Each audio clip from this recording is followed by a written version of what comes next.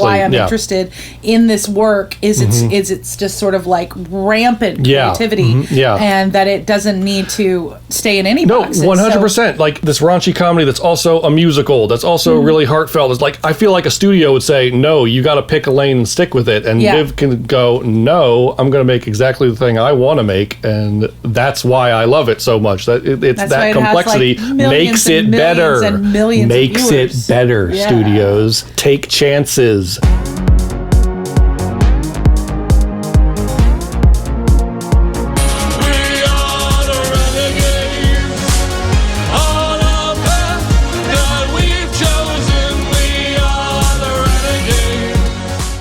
Yes, hello everybody, and welcome to Renegades of the Podcast, a monthly podcast for all of the aliens, hosted by us, Unheard, Sirens Incorporated. I am Remy.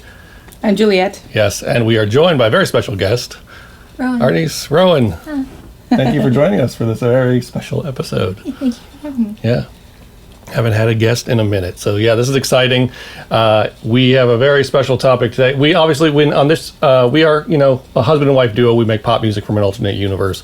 It's kind of synth poppy, synth wavy. If you've never heard our music before, if you kind of vibe with our thoughts, that on this podcast and, our general, mood and aesthetic and all of that, you will probably like our music as well. So you should probably check it out. Maybe check it out. Time for the stars and shout. Just need the chance to reach. There's a dance inside of me. Just reach. I am glowing.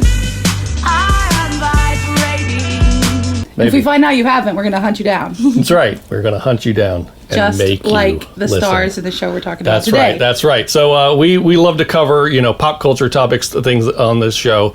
Sci-fi, fantasy, pop culture, art, music. We do, a lot of music reviews on this podcast. Basically things that influence us, and we give you, our takes on new music as well. And, we cover a lot of topics that have influenced us, whether it's new or old, whether it's stuff we grew up with or stuff that we just recently discovered. And what we're talking about today definitely fits the latter category. It's a very fun one, and one that when we knew we were having Rowan this weekend. It's like it was a perfect confluence of events, because she's also a big fan of this show that we're talking about. YouTube sensation, none other than Helluva Boss. And so the series, in case you have clicked on this video and you're curious about how, first of all, you saw the title, so I'm assuming you've heard of this show before, or maybe you just know us and you're like, why are they talking? Helluva Boss? What is that? Hell UVA? Hell UVA? What? Yeah. Helluva Boss. Yeah, we live around the UVA area in Charlottesville, Virginia. So locals will be like, hell UVA? What? What's that about? Wahoo Wah? No. Yeah. Anyway, so Helluva Boss is an awesome YouTube series, if you have never heard of or have just heard of it, created by Vivienne Medrano, who also created another show set in this same universe called Hazbin Hotel. It's another confluence of events. That show has been in development for 4 years or something like that, and is just about to come out as this is released. I'm going to try and have January 19th. Yeah. On Amazon Prime. I believe I'm going to have this podcast out on that day. So there you go. It's a perfect confluence of events there. So yeah, she created the show Hazbin Hotel, did that pilot first. And then as she was trying to pitch that show and develop that for, to pitch that to networks, and eventually got on Amazon through A24, as she was doing that, she created this other show called Helluva Boss, and released that completely independently on YouTube. And I'll say my first discovery of this show, I first discovered it a few months ago, maybe beginning of September is when I first caught wind. 2023? So 2023. Saw a clip on TikTok or something from the show. I'm like, what is this? I think it was from the end of season 1, where there's this party with a bunch of wolves and hellhounds, and I'm like, what is going on here? And there's this weird drunk demon. I saw the clip out of context, and I'm like, what is this show? And then I saw a reaction video, an episode of it, and I'm like, okay. And then I went back to the beginning and watched it, and quickly fell in love with it that way. So I guess, who should we start with as far as the two of you? Who wants to start as far as your first experience, your first discovery of this show? Rowan, why don't you start? Yeah. So you can sit forward when you're speaking. I'll make space. I don't actually really like remember the first like thing I saw about it. It was in like 2020 or 2021, I think, when I first saw it. But then I like watched the pilot and I was like, this seems fun. And then like, because my grandparents were like super like majorly Christian, so I couldn't talk to them about it because like, they would like take that out of context, and so I had to sort of like watch it like by myself, and I didn't really like understand it at first, but I thought like as I kept watching it, I thought it was really cool. Nice. And I'm the one that was responsible for introducing you to this show. Yeah. Yeah. I foisted it on you. It's like, just give it a try. Give it a try, because you don't usually I don't vibe always with, like, animated stuff vibe with everything. Yeah, I'm picky. I'm picky about animated stuff. I like some things, but I don't like everything. So I quickly was like, oh yeah. It's like, it sort of gets at an itch you didn't realize you had. Exactly. And it's so kind of, this whole, everything we're talking about today is kind of like ahead of its time and outside of genre, because we're also going to do a music review talking about 100 Gex later. And I feel like all of this is like, it's where it's all, it's where the next episode of art itself is beginning to go. Not forever, because it's all a journey, but it's not anything that's ever been done before now. Like, it puts together so many different kinds of influences, and it's because it was released on YouTube without any kind of network or production company or producers themselves. There was no one in the way of the creators, so the creators did what the hell they wanted, and there's a disclaimer on it that's like, this is about demons who are very horny. They're gonna cuss and use drugs and have sex. We should probably give you guys a warning now. Obviously, it's for mature We should probably audiences. give you guys a warning now. There's a warning before every episode about adult content, and as we get deeper into this, we're gonna some adult content. We're gonna talk about the plot and quote some things, so it may get a bit raunchier than our usually episodes. So just fair warning. Rowan is still in high school. It proves that like all of us, we watch things that we think back to, like horror movies that I watched when I was 6 and 7 years old, like Wolfen. I know I saw like Wolfen about the werewolves when I was a little teeny child and had a lot of dreams about being mauled by werewolves. We all get exposed to stuff at whatever age, and especially with the internet being out there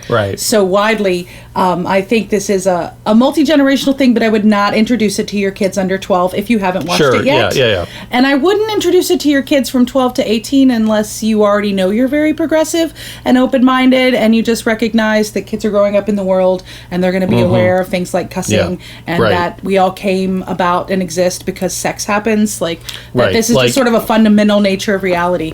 So putting that aside, and when we found out that Rowan had already seen all of it and liked it too, we were like, yay! So we could totally geek out about our favorite parts and watch it together. I was watching South Park at Rowan's age, so like it feels about the same. The show maybe should only be for over 17, over 18, so naturally it attracts 14 and 15 year olds. And even Come on. South Park is trying to go where this show has gone in some ways, but they did it through a network, so they still had censors, and they still had, they couldn't like drop every F-bomb they ever wanted to drop, which in Helluva Boss they can, and they do. They just do whatever they want. It takes place in hell, and so obviously having a foul mouth is not an issue. It's not like because you did this you're going to go to hell. You're already here. So like there is nothing to stop things that maybe hang some of the rest of us up that were brought up with whatever, like, like this is too taboo, but it's hell, so it's like they love taboos. That's the whole point of it.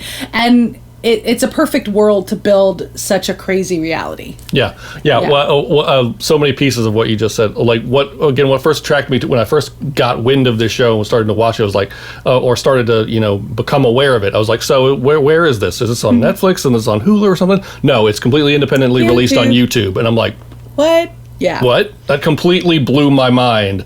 I originally, before getting into independent music, came from the independent film world. And there's a reason I don't make independent films recently. I might get back to and do it at some point. Never say never. But the reason I don't is because making independent films is really hard. it's really difficult when you have no money and no funding. So, and also with the cultural, with the media landscape being the way it is, where it seems like everything is getting bought up by the man. I'm looking at you, Disney, where it seems like everything is going through that, and it's kind of like the most cookie cutter thing of like, we got to make another superhero movie, we got to make another this, we got to make another, generic, reboot thing that we've seen 5 million times. So to see an independent show, completely independently financed, thrive in this environment, not only survive but thrive, is really inspiring and really awesome, and really drew me to the show that way. But also, like you said, like it's like I love the humor, the raunchiness, the edginess, but also it's like some people try and do that, are very try hard with the edgy, like will just jam in curse words wherever they can, and it feels very forced. This show, for me, it doesn't. It just feels like the way these characters talk, especially Brandon Rogers, who plays the lead character in the show, Blitz. He has a talent he not only as a writer of the show as well as the voice actor.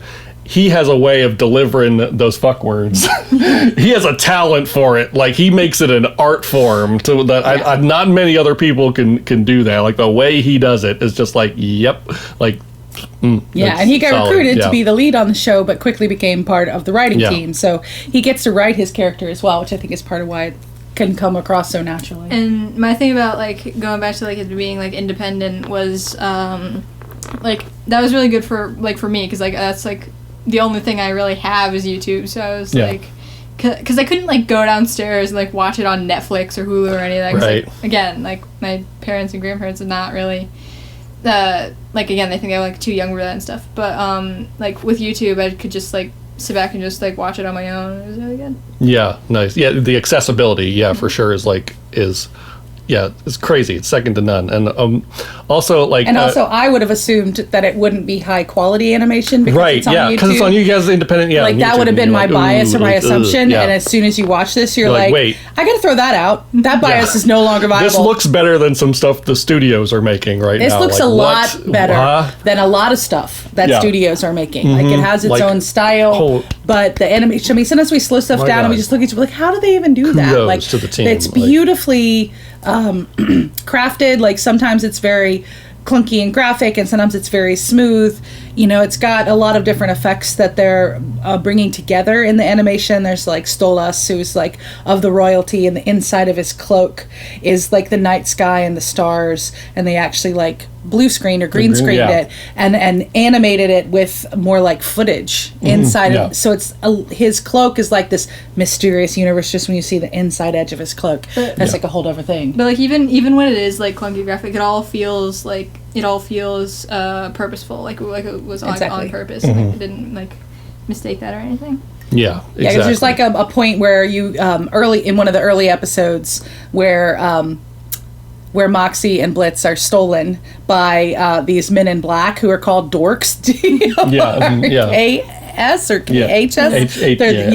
Dorks is their acronym. You never learn what it stands for. I'm sure. But anyway, they're these sort of men in black people that have realized that Blitz and his team have become assassins for hire in hell, and they will head up to Earth. We haven't even gone to like the basic premise of the show yet. So they will head up to Earth and kill people to get your vengeance. So if you died and you came to hell with a grudge, you can hire Blitz and his team, and then they can portal into... who are imps, and their business is called IMP, the Immediate Murder Professionals. So Blitz created this business from the ground up to, let, begrudging sinners get, revenge on people who they think did them wrong. And so now they sneak out to Earth to go hit people, which is all very violent, and that's just what's happening in the story. Also, like, if you were on TikTok in like 2020 and 2021, even if you haven't watched the show, you probably heard the jingle. The imp jingle, which is a great jingle in the pilot episode. Yeah, which, by the way, if you're curious about the show and wanting to start it, even though the pilot is not canon, and there's certain things in the pilot that change, they get changed when you start with the actual show. I still recommend you start with the pilot because it's a great litmus test. First of all, it's really funny. Secondly, it's a great test to see if this is going to be for you. But if like the stuff that goes on, I mean, they kill a child at the end of the episode. Spoiler alert. So if that's not your bag, if you can't get down with that, then you're probably not going to like the show very much. To be fair, the child was a jerk. He was. So. He was a total jerk. Totally deserved it. They spend the whole episode demonstrating that this is one of the most obnoxious, like, unbelievable kids ever. So they try to kind of soften the blow, I think, by I don't know that we could ever say that a kid, even if they're obnoxious, like, has it coming or deserves it, but they softened the blow at least. But the other thing that's funny is, like, music is woven throughout the show. So there's, like, the jingle of, like, the imps. There's like a song every episode. Yeah, there's a song. They're like all I don't think there's a single bad song. No, I would agree with that. Yeah. And very different styles, like very different styles. So they work with an amazing array of songwriters. So there's not only like one music director, one songwriter, and that's it. Because then I think then you would get kind of in more of a genre that they were creating. But instead, it's sort of like, hey, what do we think the genre for a song about this, or in this moment might be. And the reason I brought it up is when Blix and one of his team, Moxie, are stolen by these men in black, they drug them and bind them and put them in a room, and they're both starting to like hallucinate on what they're given, and they go into these musical numbers in their head. And Moxie is very cultured, and he loves the arts, and he loves musical theater, and so he goes into this grand sweeping like opera landscape, Phantom of the Opera meets very Disney, Phantom of the Opera, Disney, love child sort of moment, and he's singing about why Blix doesn't like reveal his emotions more, and it's very sweet. Like, he's getting very, very earnest, very heartfelt, because the Moxie is very much this sort of very expressive, loving misfit of an imp, of a demon. And then Blitz goes into this reality that's just like somebody, like a drunken kid in high school, and their notebook was started to like animate something. Like, it goes completely primitive. And that's what I brought it up because of your point that like the style of art that's done always feels very purposeful. And it's like, you go into Blitz's mind and everything's just pared down to the basics, and it's just like gray charcoal pencil on a white background at first, and it gets a little bit more involved as it goes on, but at first it's just sort of very clunky and like any of us could draw it sort of thing. And it's very cool because it's like showing you such great differences about the characters. But at least Moxie's little sprite is like that, but then like the background is like this whole like sweeping thing. Yes. Yeah. Yeah, that's one of the things that really caught me with the show is like you start it and it's like this raunchy, violent, comedy about these imp devils just killing people, and then it swerves you. Like, there's like these big musical moments, and there's these big like heartfelt moments that like tug at your heartstrings. And then of course you get to the end of season 1, no spoilers yet. It rips your heart out of your chest by the end of that season. You're like, wait, what, huh?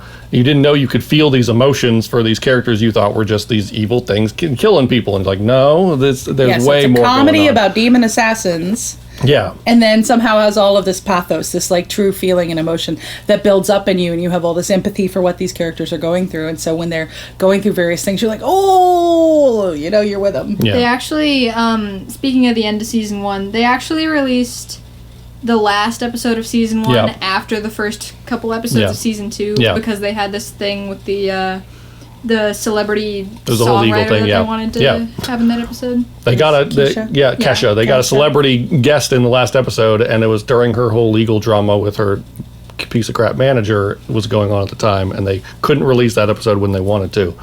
But anyway, luckily they got to, because that episode is awesome. It's great, and you don't really miss anything. The song is fantastic. Yeah, that's the thing. The songs are so great in the show. Like it gets in your head. It gets in so many good earworms, and it's that element. But I love all the ingredients of the show, by the way. It's like all of it. It's like I love the raunchiness, the sex comedy, the queerness. This show is so queer, and I love it. It's like every character is either queer or bi or gay, or there's like 2 homophobes in the entire universe, and it's like Blitz is pan. Wait, there's 2 homophobes in the universe? 2, maybe. Yeah, it's like Katie Killjoy, I don't touch the gays, Killjoy from Hazbin Hotel, and Crimson, Moxie's dad, who's like, bisexual. Was like, even he decorated his whole house with penises when he was trying to win a stud back. He was like, this is what you gays like, it feels right? like a vain attempt to appease, For a vague second, I thought you were talking about Valentino, and then I was like, no, probably not. No, probably not, But yeah, so basics of the show, like I said, it's the imp crew. It's Blitz, who is the titular Helluva Boss. Blitz, the O is silent. He used to be called Blitzo. He used to be a clown. He was a clown in the circus for many years. He was in a clown family. Failed, and so Blitzo failed was too much of a clown spectacularly name. at it. It's just one of the many things on. He's failed at. Blitz has all of the trauma you could give a character. It's like all of it. Yeah. Yeah. Specifically, being a clown is probably traumatic in and of his own right. Right. And then exactly. being like a bad clown who causes a disaster that like costs you important things in your life and makes you hit adulthood at like alone. That's basically what happens. Yeah, and his employees, his main employers are Moxie, we mentioned, who's the kind of the sensitive, kind of punching bag, kind of straight person to Blitz's madness. He was also voiced by the same guy who voiced Invader Zim. Yeah, voiced by Richard Horvitz, who did Invader Zim. He was Alpha on Power Rangers. He was Daggett on Angry Beavers. So many credits to his name, and he's also the voice director on this show and does a phenomenal job like with that. And he's also like super funny, like both him and Brandon at Q&As. It's worth, if you get into this show, checking out the Q&As and interviews with them afterwards, because they're like always on point with a joke hilarious. or a quip. There's a reason the show is funny. Yeah. Because all the actors are incredibly funny. Like, they're truly funny as people. But yeah, Moxie and his loving wife, Millie, who's maybe, like, their relationship is the most wholesome thing you've ever seen. They, They get kicked so out of a kinky sex romance club because he won't stop singing a sweet love song to her. He won't make it dirty. On their or anniversary. Just, yeah. They get kicked out. But also Millie's like the best killer on the team, could like just like chopping people in half like it's nothing. Like yeah, she's like she's total like badass. Little and just like slinks. Yeah. And like she's just everywhere. She's like my theory that cats evolved from dragons. She is like a tiny imp cat dragon demon, and a tiny but fierce, so fierce. Yeah, and so and the other major and character loving group, though she loves Moxie. Loves back Moxie just the same so way he much. loves her. So they have this very pure, very true love in the midst of this weird assassin hellscape. Yeah, and there's also their Blitz's adopted daughter Loona, who is a hellhound.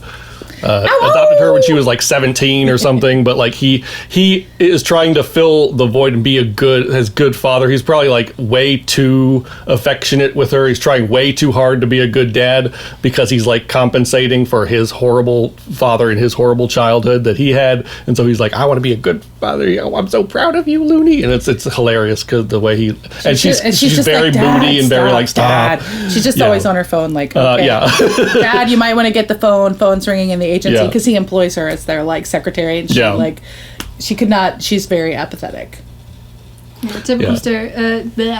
Typical stereotypical teenager. Yeah. Yes. And the other major character, probably my favorite next to Blitz, is Stolas, who is a rich royal demon. He is actually based on a lot of the higher up royal demons in this show are actually based on like old school demonology written in like the King of Solomon from like hundreds and hundreds of years ago, like They're biblical all part of texts the and royal stuff. class is called the Goetia family. Yes, so Stolas they have different roles yes, in the heavens. So Stolas is a member of the Ars Goetia. He's a slinky, tall owl. He the heavens and hells. The heavens and prophecies, and also plants for some reason is also part of it. So they threw that in there too. But anyway, Blitz has this very interesting relationship with Stolas, where it's basically a monthly booty call in exchange for the grimoire, the book that allows the imps to go to the human world. They need that in order to do their business, and so in exchange for that, Blitz and Stolas have sexy time once a month. And Blitz always tries to pretend that it's only the sex. It's only that. And Stolas is kind of early on afraid. He's very excited about it because it is his first sort of kinky queer. He grew up in this very loveless arranged marriage to his until they can have their token Owlette, who they have had, and she's now. Yes, Octavia. She's about the same age as Loona. Yeah, she's just a little younger. I think a little younger, like 16 or 17, and Luna's now 19 or 20. Like, it's been a couple years since Blitz had adopted Loona. And his marriage falls apart, which he's actually thrilled with after he first sleeps with Blitz, because he proudly announces it to his wife the very next morning, and she's like, "What?" So they have a very like messy, ugly divorce because she's awful. she's just an awful person. And it's just like, sometimes people are like that. I've seen like complaints online of why isn't she deeper? Why isn't like, why can't horrible people just be horrible people? There are some people who are just seem the worst. Not they exist in life. Exactly you right. Can understand sometimes her, you can and just are correct. Sometimes you can just have a piece of shit She's villain, just and really that's all you vain, and got. she thinks she deserved better in this life, and she always resented being saddled with Stolas because he didn't live up to her expectations of what she thinks she's owed. And so she's just, she's one of those. But yeah, people. it's kind of Stolas is Even going though she's through an this whole owl thing. Yeah. demon royal. Right, exactly. So not people. So like Stolas is kind of first experiencing anything resembling passion with Blitz, and that creates a whole thing. Throughout season 1, you kind of start to see, oh wait, maybe there's something. Maybe there's more than going on just here. the sort of sexy. And I guess we're gonna kind of start kind of going into spoiler territory. But first, if you haven't checked the show out, you should do that. It's like first of all, I love the how this independent show is not only thriving the way it is, it has this long-term storytelling with these characters, where this character you meet in the first few episodes, it's not the simple cookie cutter stuff. It's not, I'm going to point some fingers here. It's not like Family Guy or The Simpsons, or it feels like these characters have been the same for decades. It's like, no. I get the feeling these characters we're meeting in season 1 are going to be completely different. I mean, not completely different, but mostly you're going to see a change evolving between season 1 and like when it finally wraps up in season 4 or whatever. Like and that's beautiful to see. I love to see that development, and I love to see that it's inspiring other creators to do the same thing, to go to YouTube and to express their creativity. Like you've seen, like Amazing Digital Circus blew up recently, Lackadaisy, Murder Drones, other shows like that are coming out after the success of Helluva Boss, and that's really cool to see. I love that I love to see that kind of renaissance of creativity in that way. My thing about it, like, being, like you said, it was, like, thriving. Like, even Hazbin Hotel, like, just with the pilot, generated a huge fandom. And there were, like, cosplays and AUs, like, already, even before, like, the early access stuff dropped on Prime. Yeah. And, like, same thing with Helluva Boss. It's, like, even after like the first couple, even after just the pilot, there was already all these like TikTok audios and all these like predictions and stuff, and it was really cool, like how fast it grew. If the same thing happened with Amazing Digital Circus and Lackadaisy, not so much Lackadaisy actually, but like the Amazing Digital Circus. Yeah, Like, yeah, that's beautiful. And again, it's these fan bases, this love for these projects that are happening completely organically without the sign off of the man. I adore it, and I love to see it. And Helluva Boss is my favorite right now, mainly because of what I love. Again, I love everything it's bringing forward. That raunchiness, that queer energy, the musicals, and how heartfelt it is underneath it. And that's one of the things of like, kind of, I would say give it a chance, even if you aren't so keen on the raunchy sex joke stuff, is because it's so damn wholesome underneath all of that. Like there's some really great, like if Millie and Moxie and also Fizz and Osmodeus aren't like couple goals, like my goodness, like it's I love to see that portrayed in me, because you really don't see that very often, especially in like adult comedies like this. It's like their relationships are always portrayed as like the most horrible thing ever, and you all should have divorced years ago. And luckily that's not the case with this show. Like, if you actually want to watch it, shows to see like people that are happy together and evolving together and are good to each other, you have to seek them out. And there's not many, and then you have to like share them with each other, because everybody's going to only find a few, because mostly we make art about only about the dysfunction and dysfunction, and kind of I think part of the beauty of why you get so empathetically drawn into the entire slate of everyone is because there's both. That you have people like Blitz and Stolas who are both very traumatized when it comes to relationships, and they've never had a healthy, beautiful, supportive, positive relationship. And I know many people can really relate to that pain and that history. And at the same time, you have others that are like moving past their pain and their trauma, which is like Fizzarali and Osmodeus, and then like Millie and Moxie, these two little imps that just love each other like so unconditionally, and they've only been married for a year, but you have this feeling that they're gonna last. They dated for a while before they married, and you see their first wedding anniversary on the show.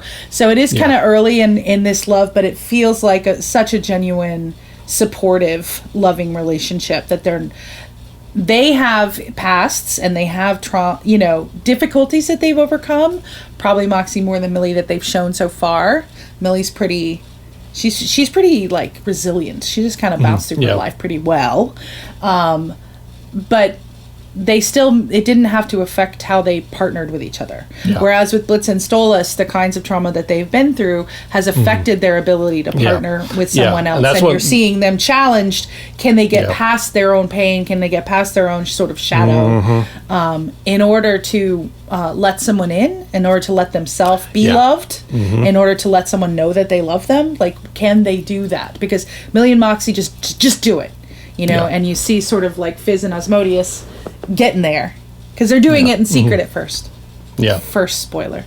And so now we might say some things about the plot. So we're gonna get into spoilers now. Spoiler warning right here. So just go watch it. Just go watch it. Come back later. So I have to express this because this was the moment where I knew this was a show that I just went from a show I just really liked to a show that no, I love this show now.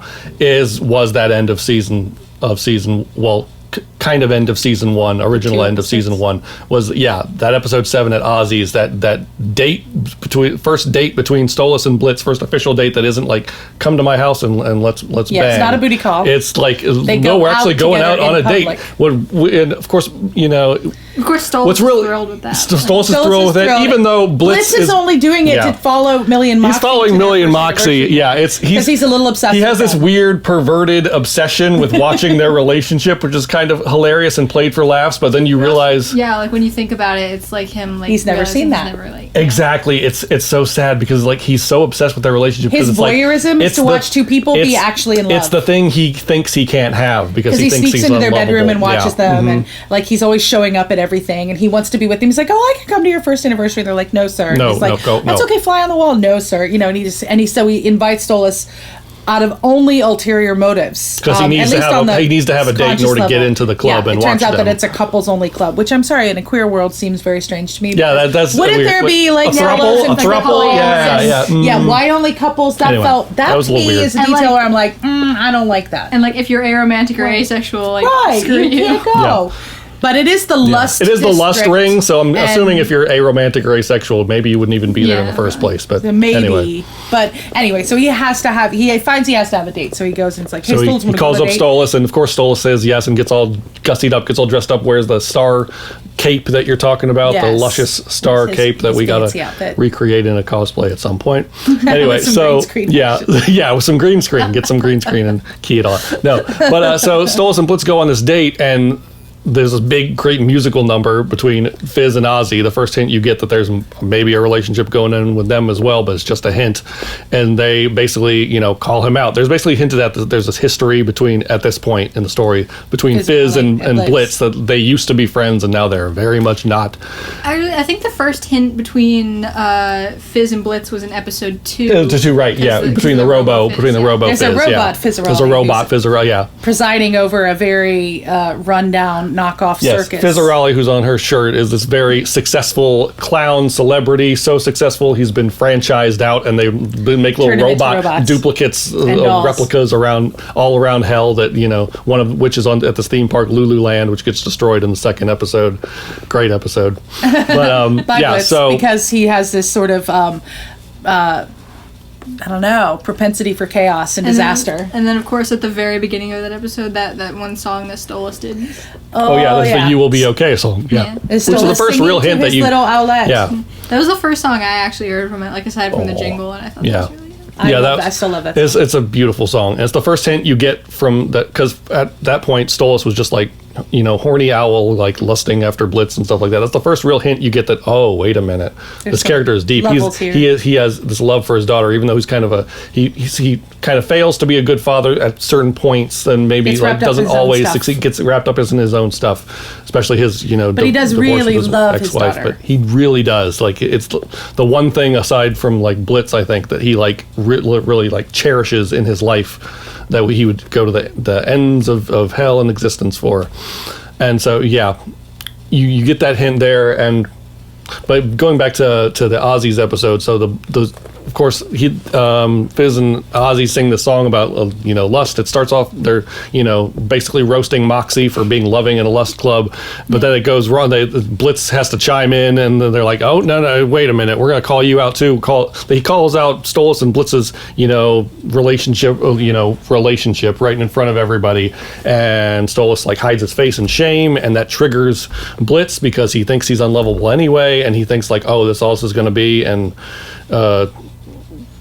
goes into a really dark place, and it ends with a really he's like scrolling through his photos, and they're going back further in time, and he's getting more and more sad, and he's just like sobbing and then vomiting. You're getting more hints at the trauma and the experience and all this everything that's I guess he just sobs at the end of this episode. He sobs and vomits at the end of the next episode, which is later that same night, the next episode. And the relationship between the royalty of hell and like the imps is like that's one of the only criticisms that I saw about the show was that they never like fully explain like why that's bad or like the repercussions of it.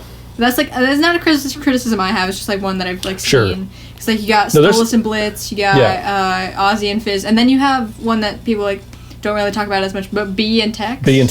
From episode 8, Queen Bee, Beelzebub is also dating. There's a lot of world building in this show that it makes the show and the world really deep and want you to delve into it. But it is kind of hard to explain all of that world building in 20 minutes, 15 minutes, however long you have to tell your story. You kind of have to like concentrate on telling your story and stuff like that. Little bits you start to realize it all, but there's a lot of resentment amongst the imps because they're treated as second. The imps are like the lowest of the low in hell. So there's other demons. There's sinners, there's people, who die and go to hell, but that's only a fraction of it, and you barely see them in this show. They're mostly play a role in Hazbin Hotel, not so much in this show. The thing is, like, they say, like, they mentioned at some point that imps are, like, even lower than, like exactly, imps are even lower. That's exactly what I was getting at. It's like there's hellborn, species and higher demons, and there's a whole hierarchy, and imps and hellhounds are, like, the lowest of the low. They're the people who are expected to do the menial labor, the menial jobs. They can never, get up the ladder, and so, like, what Blitz is trying to do with creating a business and all that. Well, the hellhounds are like personal security because they're hellhounds. They're like werewolves. Exactly, they're very tough. But the imps are they're a joke because they're the entertainment class. So they're the ones that are the circus performers and that sort of thing. Or they're just like servants or just kind of underneath everything. But that's a big thing that feeds into Blitz's own perception of himself and the situation between him and Stolas. He's dating this demon who's way higher up on the hierarchy than he is, and he thinks, you're only dating me because you like the kink, the thrill of being with this low class person. And it's like so. But Blitz has a weird pattern with this because his another of his exes that's in the show is Veronica Mayday. Yes, she's this big pop star, succubus pop star, succubus pop star in their world. I wonder, like, if succubi are higher up. Like, they feel like they would be higher. I think they're higher up than imps and hellhounds for sure. Yeah, because it would be like trailer park trash and social media influencers. Like the succubus seem more like social media influencers, like, oh, everybody watches them, oh, aren't they so pretty? And then the imps are just sort of, So is that there's that hint of like classism and potentially but like somehow Blitz could be read as racism as well. So erased that divide in having been with Veronica, and he sort of broke her heart and let her down. And he kind of sabotaged the relationship, and now they're sort of like a bad soap opera. Very negative, competitive drama, which is a little bit funny and a little bit not. It's kind of like, I guess, why people watch reality shows, like the dynamic between Blitz and Veronica, like any of those reality shows. But throughout the show, you're getting all these hints of all this past, this very rich trauma history that Blitz has, and it feeds into kind of the through line of this show, it seems like, which is Blitz's dynamic with Stolas and what's happening there. Because right now, it's like, are we going to continue on this path or are we not? Like, There's a big thing in season 2. Second season came out. Yeah. They started like mending all Bliss's relationships and stuff. Like starting with starting to mend relationships, which is awesome to see. Like that episode was great. Season 2, episode 6, Oops, where you find out way more about Blitz and Fizz's history and why that went sour. But then they also they mend the fences. Like Blitz does what he does best, and he rescues Fizz from a hostage situation and takes out everybody basically.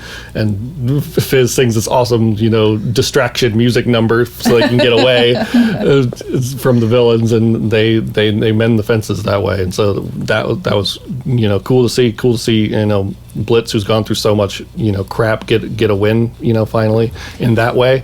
I did actually expect Crimson to show up again after episode 7 of season 1, I think it was I did actually expect Crimson to show up again because of like what happened with him like throwing the knife at the picture of Moxie. Oh right, yeah. I think that was season 2, episode 3. I think is what you're talking about. The one where he went to Moxie's. Yeah, they went to meet Moxie's dad. I thought that was. Moxie's no, dad. Season 1, episode 7 was the. Yeah, it was Ozzy's. The Men in Black thing. Yeah.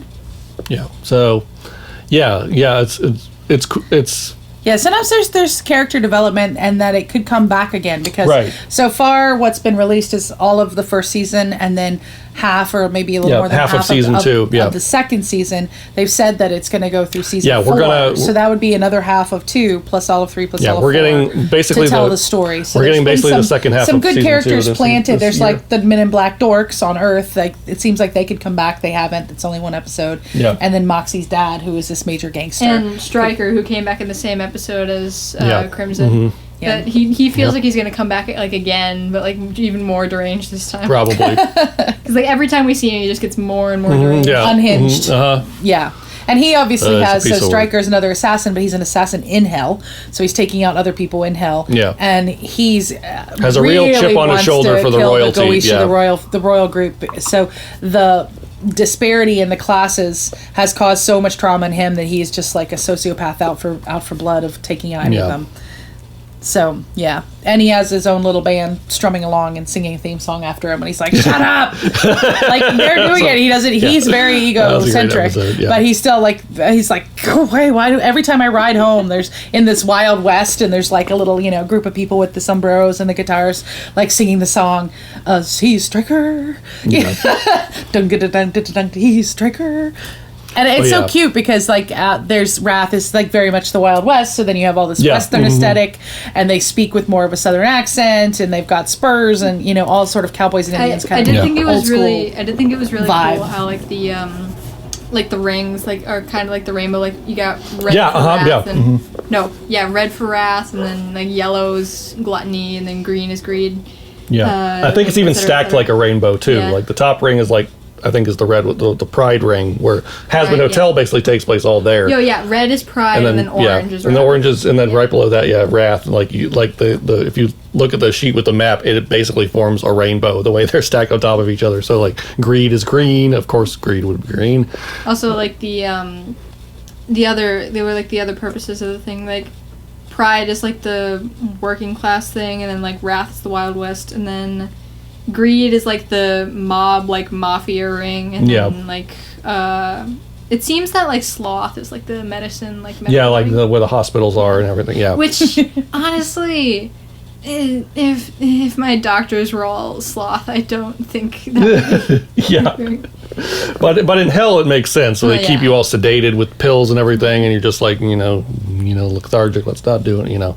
That's what's the cool thing about the world building of this hell world is like it's not at all what you'd expect hell to be. Like when you have that image of hell, especially when you grow up with Christianity like I did, it's like you have this vision in your head of like caves and hell and fire and brimstone and people chained up to walls and stuff like this. And it's like, no, it's like cityscapes. It's people just living. It's just they're just there's hyper capitalism. It's just people are just slightly more horrible than they are here, which is kind of like only slightly, which is like an interesting commentary about our world. It's like, oh wait a minute, hell.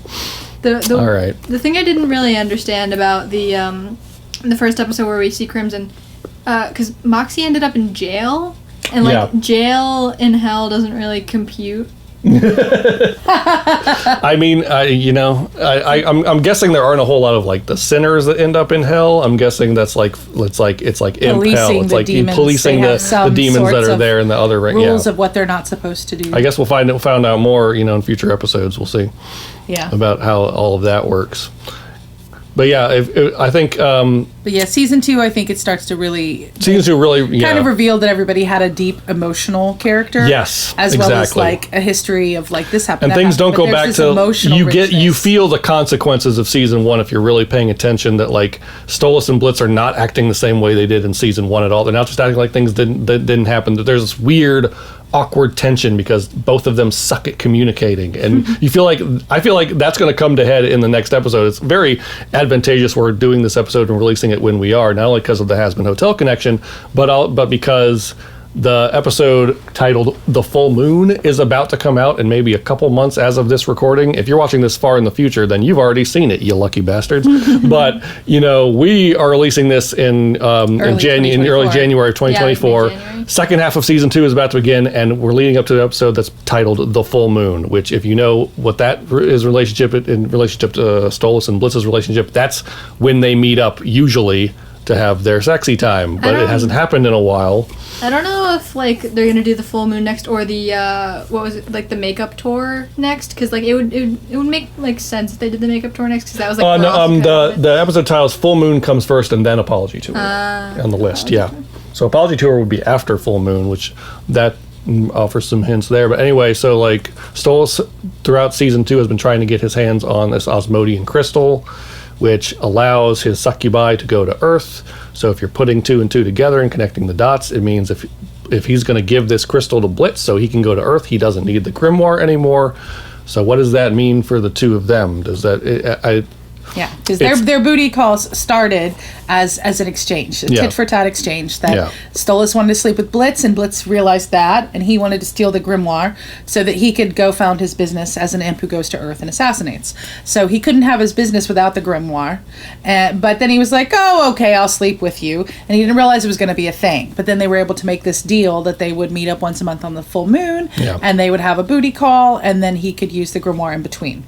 And so we didn't really say that in this podcast. So that was sort of the fundamental mechanics. So it was transactional. Yeah. And Blitz is obligated to Stolas in order to keep his business going. Mm-hmm. So he doesn't really have the freedom of choice about whether or not to be a sexual partner and person in a relationship with Stolas. He's forced into that. And so Stolas has been trying to convince Asmodeus to give him one of the Asmodean crystals so that he can basically... set Blitz free and then see if he'll still choose to come back when he's not forced release to. him of the weird power dynamic, and where does it go from there? And will it work out the way Stolas hopes, or will Blitz take this as you're pushing me away like everyone else has? There's this whole thing going on. That's why I love this show and this relationship, and why I love them to death so much. They're on my wall. Cut to that shot here. I will cut to an insert shot to show that. Why I love their relationship so much is it is not simple writing. There's such complexity to both of these characters and to their dynamic with each other, to the point where it's like I legit don't know what's going to happen in that next episode. Like, there's so many ways it could go. It's like a choose your own adventure thing. There's like 5 different paths this thing could go from this event happening. So I'm like, oof, what's going to happen? I honestly just want them to like finally communicate and like talk to each other. There's actually, just as of this recording, the most recent Helluva Boss thing we've gotten was an awesome music video called Just Look My Way, which was actually a song written by a fan, Paranoid DJ, who's also a very talented creator, musician himself. Created this song, this Stolas' Lament song, like years ago, and Viv loved it so much, said, screw it, let's make it canon and animate a whole music video to it, change a couple of the lyrics here and there to make it fit better with the story, but it is an amazing piece of work. And also, again, credits to Bryce Pinkham, the voice actor for Stolas, also an amazing singer and Broadway actor in his own right. And so his performance on that song, it's there. It just gives you all that emotion of what Stolas is going through right now, and how his fear of what he has to do to mend fences with Blitz, but his fear of going forward with that. beautiful piece of work. You should maybe even like check that out before you even check out the show. Look my way music so good. video first and be like, oh, this is beautiful. What's the story behind all this? Because that's basically the whole show.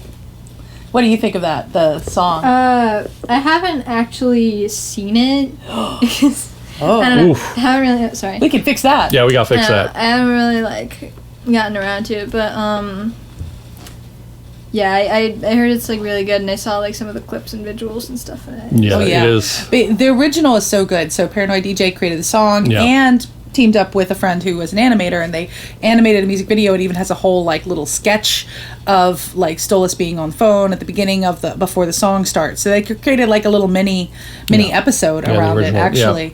And then it's animated pretty simply to go with the song, and the kind of imagery they use actually they carried forward into Viv and the team animating it, and they wrote it even before the date episode where Blitz and Stolas go to Lusts, which that blew my mind. I'm like, how did like Paranoid DJ was inside the mind of the storytelling? I think you're psychic, sir, because he picked up all these little clues, and it has the Asmodean crystal. It became much more of a clear plot point in season 2, and he's writing it after only a few episodes of season 1 as a fan.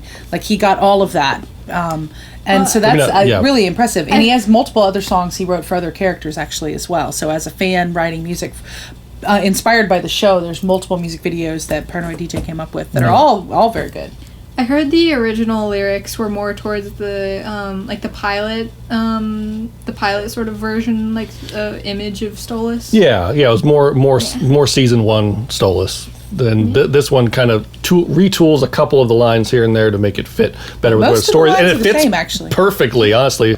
And it starts with this beautiful shot of Stolas getting the crystal. It's like, oh, you see what's about to happen if you're one of the fans that's paying attention and putting these things together. It's like, yep, he's thinking about what's about to happen because he's planning to give the crystal and basically set Blitz free. Some big turning point in their relationship is about to happen, and I can't wait to see it. I can't even if it like starts to go wrong initially, I feel like they're connected no matter what. They are drawn. They're gonna be in each other's orbit no matter how things shake out. So otherwise, I don't know how I'm going to take care of Remy. Yeah, I know. Don't break my heart, Viv. Don't break my heart, Viv. Yeah, don't hurt this man. Okay. I need my owl boy and my imp boy to be happy. Please, just give me this. Or it'll happen as that thing where Blitz thinks he's pushing him away, and then Apology Tour is about him trying to get back with Roscoe. Right.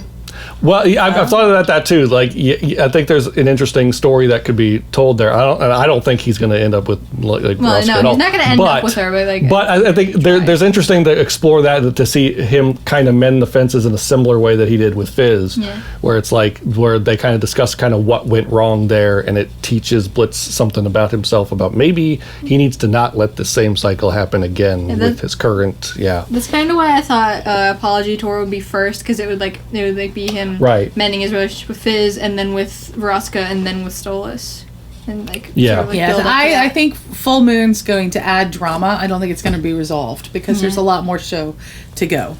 So I don't think it's gonna happy ending and now don't no. I don't think it's no. I don't think it's gonna be that happy at all. We're not wrapping up the show in the next episode, so I think things are gonna go a little bit awry, and some stuff's gonna work and some stuff's not gonna work, but it does seem like both Blitz and Stolas are having opportunities to begin to face themselves in ways they haven't. They've just been going through their lives, reacting to anything that goes on around them, but not being very intentional about their own healing or what they truly need, or addressing that. I mean, some things that they need, yes, but other things. Yeah, there's so much between them that's been left unsaid. Let me check my scorecard. Oh, everything has been left unsaid between them. So, like, the whole Full Moon episode could literally just be the two of them having a damn conversation for the first time fucking ever.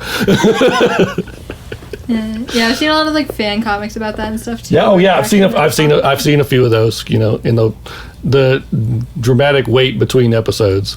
That's one thing it's both kind of blessing and a curse about the show is the release schedule, that you'll get an episode like every couple months. which is very unusual. Like most of the times, if you're watching a show, they'll release a season, and then you got to wait several months or a year for the next season or whatever. This show, they'll give you a little. It's more like a musician, actually. As musicians, it's more like you drop that single every couple months. Whereas this, they drop an episode every couple months, and so people have to like kind of wait and speculate between episodes of what's going to happen. And most of the time, people's speculation is wrong. Yeah, so they just gotta get used to that. It's like what I did for some of my series is like Roll Song with Rowan. There was a 10-month gap between the end of season 3 and the beginning of season 4. I wrote an entire story. It was immediately wrong. Yeah. Yeah. So similar to you, I have speculated so much about what that full moon episode is going to be, and I expect all of it to be wrong. But it's fun. Like I can't help my creative brain from going, what if he said this? What if they said this? And then what? I just hope. God damn it! I just hope in that episode, Stolas, please just tell him you love him. Say those words, "I love you." It feels like that's what's going to happen because he hasn't said it yet. Yeah. Like to anybody. When he's talking to Ozzy about it, he says, "I've developed feelings for him." In Just Look My Way, he never says the L word. He never says love. I think they're setting up for that big moment when he's going to finally say it. I mean, like, I don't think it's related, but I don't think he's even said like that to Octavia, like directly. No. Yeah.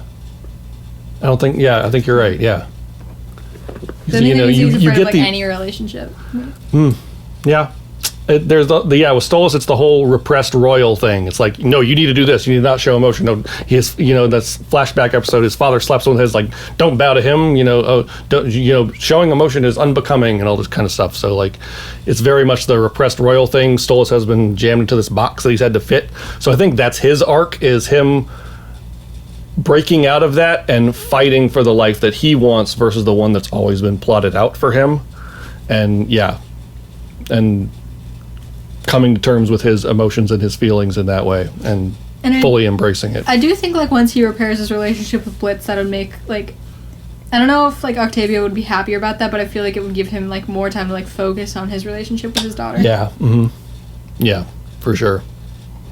Yeah. Yeah. And I do have the sense that he mostly focused on Octavia as a dad because he was so unhappy in his marriage. Right. Yeah. And he's interested. He's very nerdy, and so he's very interested in the things that he's obligated to do as a royal, like his responsibilities with the heavens and loving to know how things work and caring about plants. And he likes how-to manuals. He's very, very nerdy. So he just sort of buried himself in his nerdiness, and then his emotional life was lived towards his daughter. But he's in the midst of this horribly vicious, nasty divorce during the show, because at the beginning of the show he sleeps with Blitz, and that's this catalyst that blows up his life. It blows up the illusion of the life he was going through the motions, and he was not happy. He was never happy, other than his daughter. He's happy with his daughter, but he was never happy about his own partnership. He was never loved or accepted for himself, and so he's been very self-consumed during the course of the show. We've kind of seen him as a dad at his worst. I don't think since his daughter's been born he's been this distracted from caring about his daughter. I have the sense that normally he loved her more, and she's actually a great character. I hope they keep developing both the daughters, Loona and Octavia. Because I think they're both amazing. Yeah, because I think Blitz and Loona's relationship is like really parallel to Stolas and Octavia's. Oh, totally. Oh, 100%. Yeah.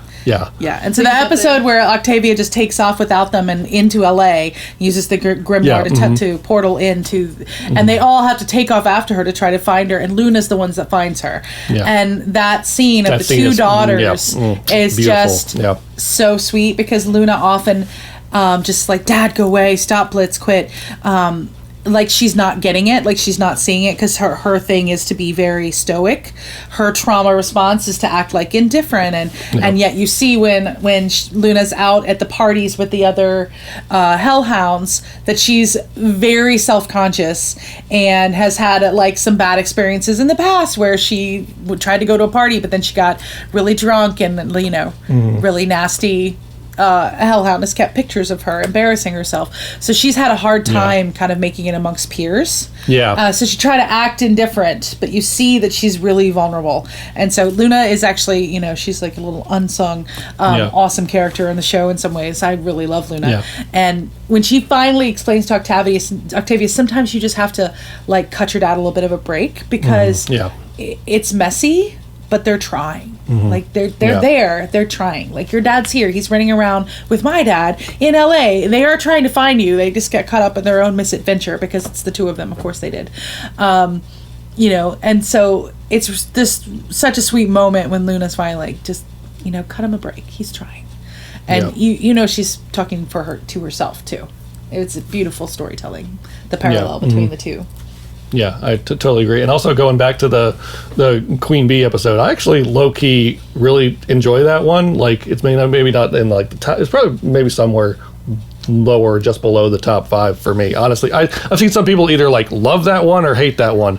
For me, also as an introvert who's tried to be social and been to parties and been like, what the hell am I doing here? And felt completely out of place. And then you meet somebody who's a total extrovert, who's like social butterfly, blah, blah, and it's like, it's a bit too much for you. Like, I totally relate to Loona in that moment. So I'm like, it was worse because B was dating the guy she has a crush on. And I've been in that situation too, where I'm crushing on somebody. I'm like, oh, you already have a partner and they're perfect. God damn it. Actually, they're too. Then again, I was in like elementary school. And, like, all of them yeah, so totally. Also, I don't get into too much of the non-canon ships. I'm mostly into the canon ones. I like Stolas and Blitz. Millie and Moxie are ride or die. Better not mess with that. Fizz and Ozzy are so goddamn cute. Do not mess with that. Actually, another criticism I saw with the show was in the Unhappy Campers episode when Moxie went all like plastic bitch and then Moxie and Millie like had that like argument about like Moxie being like so insecure he couldn't give her credit for her successes, and that was like that was something that a lot of people were upset about because like usually Millie and Moxie's relationship was like seen as perfect, but then they had like that one little spat and then never talked about it ever again. Right. That's another one I've seen a lot of criticism for. It's nowhere near my favorite episode. That episode's like definitely on the lower end for me. I don't think it's the worst one, but like I think just the mock scene, like the cringe comedy element of that, of he keeps like embarrassing himself, is not my favorite form of comedy, and they kind of go into that a little. But at the same time, I kind of like that it shows that Moxie's flawed to that point, because at that point, you know, Millie and Moxie just seem like they just gel so much. So to that point, to see anything that's where they actually had a fight for once, like kind of shows that they're not perfect, that they're, you know. So like I appreciate that element of it, even if it's definitely not my favorite episode. Yeah, and then like it's because Moxie is like really insecure already because like Blitz doesn't respect him. Right. Yeah. Like the only person who actually respects him is Millie. So like when he tries to like get in with that group, and none of them respect him either. So. Yeah. But then again, in that episode, we did get to meet Barbie. Yeah. And I figure she's gonna appear probably after. Probably after Apology Tour. Yeah. There's probably a big thing. Blitz's probably during Apology Tour as well. You're trying to if it's figure in out fact more him going about on an Blitz's Apology sister Tour. and what's going on with the family relationships is not fully explored yet. There's a lot of backstory yet to be revealed. Actually, I think she's just mad at him because he got their mother killed in that fire. Yep, there's a hint that Blitz accidentally caused the fire that burned the circus down. The dad just disappears. Yeah. So I think there's we assume he's still alive somewhere. Something's going to happen there. They haven't ever mentioned him in the present of the show at all. Like his dad's just never mentioned again, even though he's in some of the backstory like memory scenes. So, but then again, like Cash like wasn't really a good father anyway. He wasn't. No, he's a bad father. There's a regular thing. But I figured of the relationship between the siblings is influenced by both like stuff that's happened with their mom and stuff that's happened with their dad, possibly. So I don't think we know everything there I think yet. I think you're right. I think it's definitely going to come into play. I think there's a reason they focused so hard on that in a flashback episode at the beginning of season 2, is because at the end of this, I feel like that's going to come into play. Both like it. All of them, like Cash, I think like Crimson's gonna have some role in there, like the all the bad fathers, like we'll Paimon. Yeah, Paimon as well. Yep, there's a theme. Father. It's like Millie is the only one who actually has a father who's decent. Because Fizz and Loona don't have parents. At least as far as we know, yeah. Yeah, I get the feeling like Fizz was just like adopted by the circus at a very young age, because we've never seen any of his family like at all. So Yeah. I think Loona wasn't an orphan. Yeah, I think Blitz was like the only kid that Cash actually didn't like in the circus. Yeah. Yep. Poor boy. Just like, yeah, I expect, just slaps it. Like his son can't do right in his eyes. Yeah. So like, yeah. Yeah, so like I said, there's just so many like deep relationships, so much stuff you can talk about with this show. We adore this show. I know the two of us are going to cosplay Stolas and Blitz soon. You're going to join us on a cosplay. Yeah, you're coming to the con. Yep, Rowan's coming to the con with us in March. We're going to go to a con in DC, and we're going to do a Helluva Boss thing, the awesome con. Yeah, and that's going to be fun. I'm looking forward to it. I already have my gun ready. I got my gun ready for Blitz right there. Da, da, da. Yeah. Yes, Cosplay he's been building that gun. is in the making. Yeah. Yeah. So we're excited. I'm excited to see where the show goes. I think some big things are literally just about to happen in this thing, and I cannot wait. And of course, I'm also excited for the rest of Hazbin Hotel. We actually just paid for the early access, saw the first 2 episodes. Won't give any spoilers for that yet, because it probably like just came out as of this recording. But overall, I really enjoyed it so far. Same. Yeah, I'm really invested in the characters in Helluva Boss. Yeah, same. And I'm not fully invested yet in the Hazbin Hotel characters. It adds to the world because it's taking place in the same world.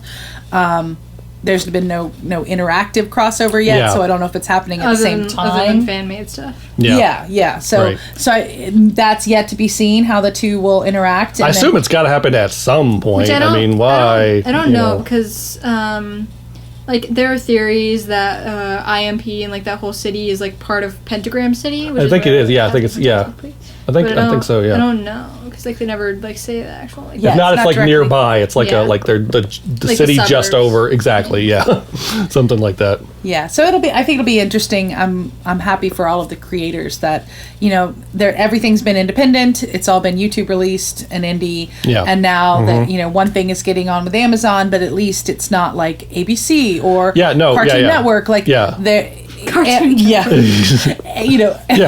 Nickelodeon or whatever, like it's not going to have the same so it won't have quite the same limitations, because part of why I'm interested in this work is it's just sort of like rampant creativity and that it doesn't need to stay in any boxes. 100%. Like that's the thing, is like maybe Amazon will continue to give them that freedom. Like, this raunchy comedy that's also a musical, that's also really heartfelt. It's like, I feel like a studio would say, no, you got to pick a lane and stick with it. And Viv can go, no, I'm going to make exactly the thing I want to make. And that's why I love it so much. That that complexity makes it better. Makes it better, studios. Take chances, you plebes. Come up with something. It's its own storytelling. It's not retelling some other well-known tale. It's its own characters. It's its own world. It's its own storytelling. It's all new. Yeah, because I've got the notifications on the YouTube channel, and like the second any episode is posted, there's already like thousands upon thousands of views on it. Exactly. Yeah.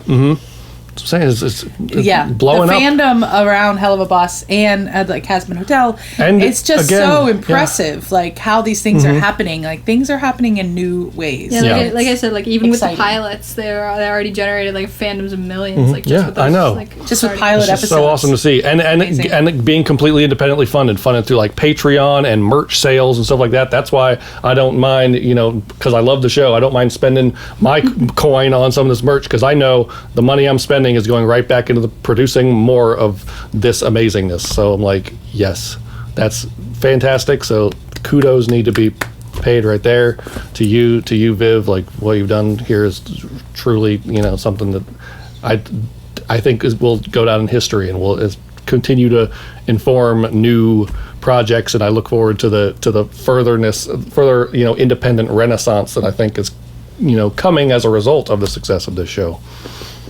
Yeah. Any other like key like moments that or things about this that we need to talk about before we? I think I heard like, I don't know, I'm trying to think of something, but I think I heard like another criticism about that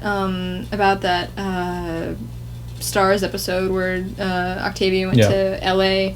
It was something about how like it was like said, it was mentioned at the beginning how Blitz was like gonna talk to Loona about the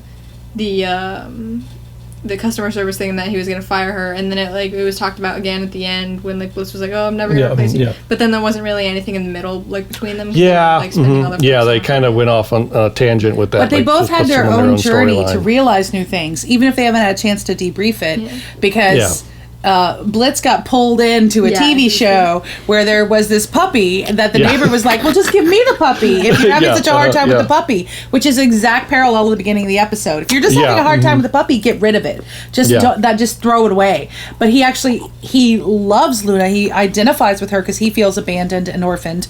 And so he doesn't want to give up on an orphan because it's to give up on himself. It's also to give up on his daughter that he's emotionally invested in. So he freaks out and destroys the entire studio because like in the script, the neighbor is trying to like take away the puppy, which is like a little pug puppy on the show, and he freaks out. Nobody's gonna take my daughter. And that for him is like this moment of like, no, I'm not just gonna give up on her. So for him that would translate back into that original sin. He's not just gonna fire her. And she ends up on the the Griffith Park Observatory looking at the stars, which is only smog and they can barely see the stars, with Octavia, who ran away just to see this star shower that her dad's been telling her about since she was a little owlette. And they're sitting at the edge of the observatory, and that's when Loona finally has this like very heartfelt, just give your dad a chance. It's messy, it's complicated, but he's trying. I know he's trying, I know he cares. I've been watching both our dads running around trying to find you today. And that helps maybe Loona have a little bit more of a, maybe I shouldn't be such a jerk and act so, I don't care, I don't give a shit, I'm just going to do whatever, like, I'm going to be on my phone all the time and, like, not be invested in being part of the team or doing this job or being part of imp at all. Like, so maybe they're both, without having to interact with each other, their own experiences that day are changing them both a little bit. Which also, two other things that I had were, like, why it was, like, a time crunch for them to see this. Because, like, the aging, the thing where they, like, age, actually, like, over time is, like, I mean, it's hell, so, like, I don't really feel like aging really, like... it's like consequential, but then again, like I get, because like you got like Lyndon and Lyle Lupin who are like centuries, they're like completely fine. But then, and then also, I thought the Brendan Ragers thing was funny, but also like a little weird. Yeah, very very meta human there, very meta humor there with they go to Earth and Bliss is confused for the star Brendan Ragers. It's a very coy recreation of Brandon Rogers. Yeah, so like they just couldn't resist themselves. That's maybe the one, I guess, overriding criticism is I love that they include differences in tone as far as like comedic with like heartfelt with like really sad moments, but sometimes the pacing of those moments can be a little off, and I think you see that a lot in like the lesser written episodes like Seeing Stars and X's of News has a few moments like that where like the going from like the really traumatic to the really comedic like on a dime like doesn't always work. But that said, I love that the show again takes that chance, even if sometimes it doesn't always play maybe the way they want it to. Right, yeah, and the X's and News was the one where they went to see Crimson, yeah. But then another thing we forgot about, which I think a lot of people forget about, is the cherubs, which are another cherub episode. Recurring. I didn't really forget about that. I did know. No. That's one we do that all the time. Yeah, we do that all the time. That's one of my favorite. Cherubs is again not my favorite episode overall, but that moment voiced by Vivienne Medrano, the Deary character that comes and goes, that moment always cracks me up, never fails. Yeah. But I think that like a lot of people forget about the cherubs and that they're probably gonna like reemerge at some point. Probably, as well. Like maybe as like archangels. What is? Archangels. Well, and it's funny because everything has to be an acronym, so it's like CHERUB. Yeah, what is that? And IMP and dorks. Yeah, we need to find out what those acronyms mean. Yeah, so it's like you don't even know what they're supposed to be acronyms for, but the cherubs come down and they're trying to fight for a human being, whether or not he's gonna end his own life, and they've been assigned to kill that same character. It's very madcap, that episode. Like it's very it's very silly, like that one just goes straight for like the Looney Tunes kind of like crazy madcap. I think there might have also been an acronym for Lyndon and Lyle Lupin's company, but I don't remember what it was. I don't remember that either. Yeah. But there's lots of little things. I will say, about the pacing is that there are a lot of small details that have been thought out. There's billboards in the background and text messages that get sent, and they're only shown for a second, so you literally have to pause. You literally have to have the pause button ready. You have to sit and pause in order to see any we're missing stuff. So you have to pause, and they can watch it, and they have to go back and pause on the things that are. Or they expect you to just fast. be a diehard fan and watch these things multiple times. So there are so many people that are such fans that are going through almost frame by frame to analyze everything. But I wish they would allow themselves to slow down. I feel like the pacing gets too fast.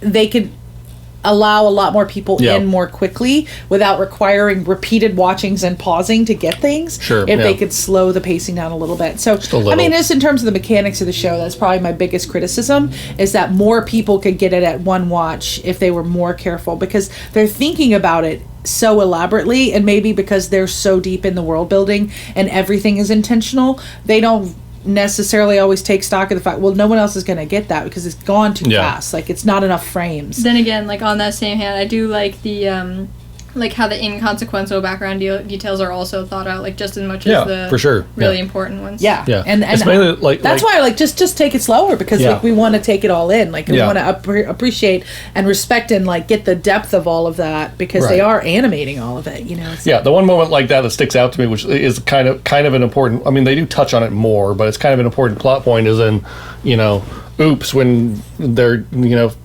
Ozzy is making breakfast for both him and Fizz will open that newspaper and says, King of Oz. They're saying King of Oz, a hypocrite. People are starting to catch on that they're actually in a loving relationship, not just lusting after each other. And they hold on it for maybe less than a second. You do not have time to read that before he crumples it up and throws it away. I'm like, you could have held on that frame for which also I heard that was another criticism, the thing in general, because that was Vivienne's response to people asking about how the relationships between the royals and the lower class worked, and her response to that was just to crumple it up and throw it out the window. And that was another criticism I thought, but I actually thought that was pretty funny. But no, I did not have time to read that caption. Just hold on just an extra second, just so my brain has time to process what that newspaper said. Anyway, but little things like that, and but overall, love the show. Can't wait to see where it's going to go next. I think when it's all said and done, I feel like this is going to be one of those things, after it's all, the show's complete, that people are going to look back on, man, that was so good. But man, it's good.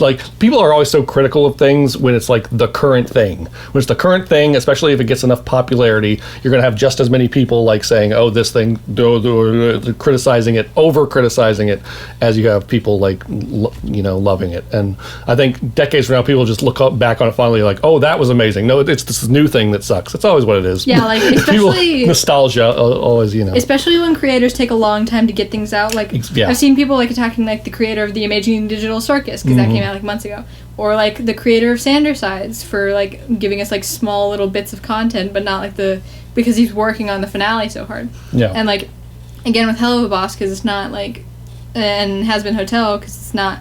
People say they're not putting out episodes fast enough, and if they are, they're just giving us little tidbits of stuff. But I actually like when creators give little bits of stuff in between the bigger things, that you keep them entertained. Yeah, no, I 100% agree. And also, it's an independent show, guys. It's animated this well. It takes time in the oven to make something that's this quality. Let them cook. Give them time to cook. I know it's hard, especially as a fan. I know it can be hard to wait for the new song at that depth. That there's a new song every episode, serving the episode. So then there's an album that's evolving under the season. If you took all the songs together, just to create that many songs and release them for independence, where you don't have any funding, and then there's a whole team involved, but you're having to get everybody whatever compensation they need. You're having to fundraise on the back end as an independent team, whatever group of people, and those people that are fundraising need to be paid as fundraisers. Everybody's got to figure out how to get enough funding for this to be their work, or they're working on other things that they're paid to do, and then this is just in a bonus with working overtime when they can, kind of thing. So it is different than in a studio production, where that you give away some of your creative freedom for that underwriting of the funding. Other people are worried about your funding, so then you can just focus on putting out content. But they're not able to work in that model as independents, and it does make this really, really innovative as a result. So, it's sort of this is just the nature of it. Chill out, guys. Yeah. Eventually we'll have more content. Yeah, and even like with the little criticisms here and there, I feel like it keeps getting better and better. The character relationships and the story they're telling keeps getting deeper and more complex in a good way, and more to chew on. It's not simple storytelling, simple writing that feels like fluff and empty calories. It feels like there's a story that Viv and her team wanted to tell here, and it's I love it. It's lovely to see. And also I feel like just through the characters, through like Blitz being so much full of trauma, and also the other characters having their own backstories and traumas as well, I feel like people who relate to those characters can like maybe heal their own whatever they've gone through in their lives through this show and feel seen. And also, again, how queer it is. Being queer people ourselves, again, I feel like we're being represented in a way that you don't really see. Like if you in bigger shows, it's like because it's got a bunch of gay straight characters people or the and queer, then the gay and person the one gay character for who's the comic relief. What's their character? The gay character, and that's it. It's like, and said the entire cast is queer, the entire world is queer. There's only a few people that are straight. Yeah, it's like in a lot of like media, especially like in Disney, screwed Disney. Yeah. But it's like the queer is either really like forced and like really like shoved in there, or it's like hidden, or it's like overdone. And it's like one of those three things. They can't really balance it. Yeah, but they do it really well in Helluva Boss. Yeah, this show it's like normalized. Exactly, and they feel like three-dimensional characters. It's not like the queerness is the only aspect of their character. It's like no, it's one piece of a very big puzzle with everybody. They all feel like they all feel three-dimensional. Yeah, because even Millie and Moxie, who are a male and female married couple, they have an ex in common that comes up as a major character. Yeah. And Moxie thought that he was probably gay. His dad thinks he's only gay. His dad doesn't even know bisexuality exists. So he brings home a wife, and he's like, whatever. He doesn't even know how to conceptualize it. And Moxie's like, I'm bi, Dad. Like it's, even some of the characters seem like you could maybe take it for granted. Yeah. And then like Millie's sister is trans, and they're male. Those born male and those born female as imps have different physical characteristics. And so when you first meet Millie's sister, I didn't realize that Millie's sister has the physical characteristics of a male demon and is voiced by a trans actress. And so, I mean, actor in the generic, not and the gendered. Right, yeah. Voiced by a trans actress. And so there's a beautiful like symmetry there. And there's no attention paid to that. You literally have to freeze frame and be like, oh look, it's the horns the males have, not the females, to even recognize that this is signaling to us that this is a trans character.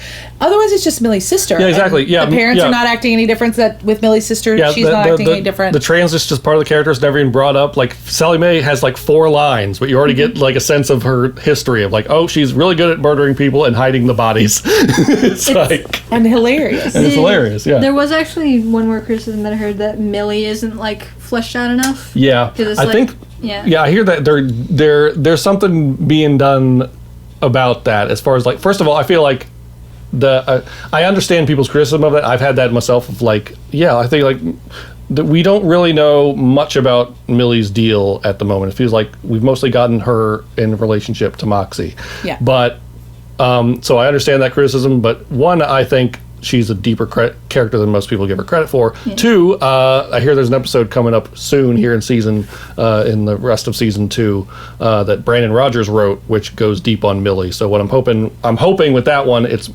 really is focused on her, maybe even separate from Moxie. Maybe they diverge and there's a whole thing. So like, I'm hoping we get deeper into her character, and I don't think she needs like the mountains of trauma that the other characters have in order for her to be a deep, complex character. I think honestly we've gotten a hint of this. I think it's going to explore maybe a slight sibling rivalry between Millie and Sally Mae, because it feels like the parents definitely hold Sally Mae in high regard and like are way harder on Millie than they are on her. So like, I think there's maybe something going on there. As a brother who grew up with 2 sisters, where there's definitely one who said, Mom always loved you better. So, like, I know kind of firsthand a little bit about that. So, I think maybe that's where they're going. Speculation head here. But, that's my thoughts on that. Any other thoughts? Yeah, we love this show. We're going to continue watching this show. I'm only going to probably get deeper into my fandom as I'm, going to be cosplaying one of the characters, and we're going to be cosplaying the characters here coming up in a few months. So, yeah, love it. Looking forward to more. I love seeing how the show is changing the landscape, and also I just love this world and their characters and the things that they're going through, and watching these relationships and all of it develop. It's such a rich tapestry of a show. And Hazbin Hotel's like, and Hazbin Hotel, throw that on right here in the same world. Stuff going on there. We'll see how that goes, and if they can get us invested in those characters as we are in Helluva Boss, that would be very cool. Yeah. I mean, we're definitely going to be watching it along for the ride. Yeah. 100%. So thank you, Rowan, for joining us for this talk on Helluva Boss. Really appreciated it.